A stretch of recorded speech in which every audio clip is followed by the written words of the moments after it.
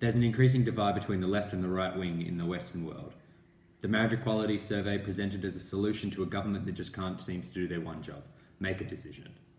Turnbull's being chewed up by his own party for saying that he would vote yes in the marriage equality survey and urging others to do the same. But even worse, this is considered news. Because after all, who gives a shit who you vote for? Isn't that the point of any political discussion? There's no discussion without opposition. This follows in the same trend as the politically charged debates surrounding the US election, and just like usual, us as Australians are way more interested in that than our own politicians. The American election became violent as many people took sides personally. Hillary Clinton was the better choice, but only barely. As if voting another family dynasty into the White House, it's much better than the orange twat they ended up with. What does this prove? That the American system is broke only now after you receive a nomination that you don't agree with? No shit. The Electoral College was put in place to take the final vote out of the hands of the people. It's been around the entire time. It is not new. The outcome of the election has sparked tension between the right and the left, because siding with an ideology absolutely is dangerous.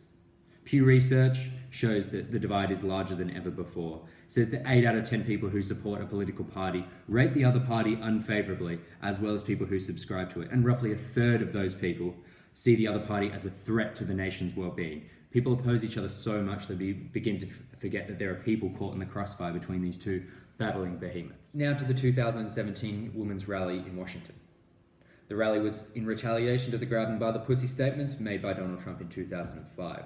Donna Hilton spoke at the event about the sexual abuse she had suffered as a child. I mean, all seems good on paper, right? Except that she kidnapped, tortured, raped, and killed a guy back in 1985. Something she felt necessary to leave out when describing her 25-year stint in prison. I mean, do they not vet these people? The point is she felt so strongly about the issue that it's not acceptable to say, hey, wait a minute, should we really have this lady speaking at a rally tackling issues surrounding rape if she's convicted of participating in the rape and murder of someone before letting them rot in a storage locker? Not to be that guy, but I think it goes without saying that if you're protesting rape and sexual assault, you shouldn't host a convicted rapist. Q&A often handles controversial topics, but allows for a more authentic citizen opinion surrounding the debate. With no surprises here, the hot topic being the marriage equality debate. The No campaign essentially recited scripture in response to a human rights issue. I mean, look at these fucking guys. They have no idea what's going on. The guy from the Catholic Church says they don't care if people have a civil union. I mean, since when is the Catholic Church the cool guys? Is it the new Pope making everyone like them again? Or maybe it's just in response to the Royal Commission, which found astounding cases of sexual abuse within the church.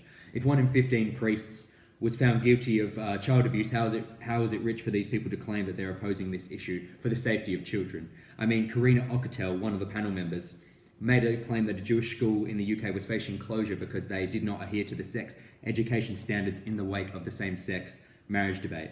I mean, ABC found that these to be unfounded, leading to the same conclusion. Why are we taking these people fucking seriously? Just because someone says they're against same-sex marriage doesn't mean that we have to listen to them, doesn't mean we have to be offended by them. Media Watch showed how issues surrounding the marriage equality debate have been blown up by the media. A poster aptly named Stop the Fags was represented as being plastered all over Melbourne, even though a spokesperson from the City of Melbourne said they had not even found the original one, which I'm guessing some sane individual just took down and chucked in a bin. Channel 10 released an image where the poster was pictured on a bus stop, insinuating that someone paid for this advertisement to be there and the City of Melbourne would allow for it to happen, even though Melbourne is one of the most liberal cities in the whole of Australia. Later turning out to be Photoshop, Channel 10 released a statement apologising only after it was shown that the stock image was a bus stop in Europe. Apart from Channel 10's piss-weak apology, the problem is this speaks to the fear-mongering. All news companies that reported this failed to fact-check their information. Why the excessive reporting on these issues? In no way am I saying that these aren't important, but the debate has been going on for what seems like an eternity. Companies now coming out in support of same-sex marriage in what plays off as easy brownie points in the form of a social justice PR stunt. Similar to Commonwealth Bank coming in with a sweep of feel-good ads right after they found guilty of money laundering. The news reports things that they judge important to people. My fear is that in this debate, other important issues are being swept under the rug. It's the news values that decides what we see, but also what is represented more favourably than others. In our obsession with American politics, has it stoked the debate between the left and the right even more? Has it made us feel that there is a real threat from extreme ideologies? University campuses are meant to be a place for political discussion, but the last person who wore a Pauline Hanson t-shirt to Curtin got screamed at and told to leave the campus. I mean, the person in the video is a Muslim, judging by the hijab. so that an emotional response is understandable based on Hanson's beef with the burqa, but it's comical to think that the conflict was sparked because of a piece of clothing. With the ease that people can spread information in the 21st century, news organisations should have a greater responsibility to check the credibility of sources. After all, if they don't, who will? We should not care about stepping on the toes of the extreme left or right, or pandering in lieu of actual journalism. We should be holding a middle finger up to both and scrutinising them equally. News organisations aren't meant to show people what they want. They're meant to show people the truth. So as tensions heat up around issues like these in the future, it's absolutely imperative that journalists remember their origins, as a watchdog, as a fourth estate, and as someone we can trust not to lead us into division.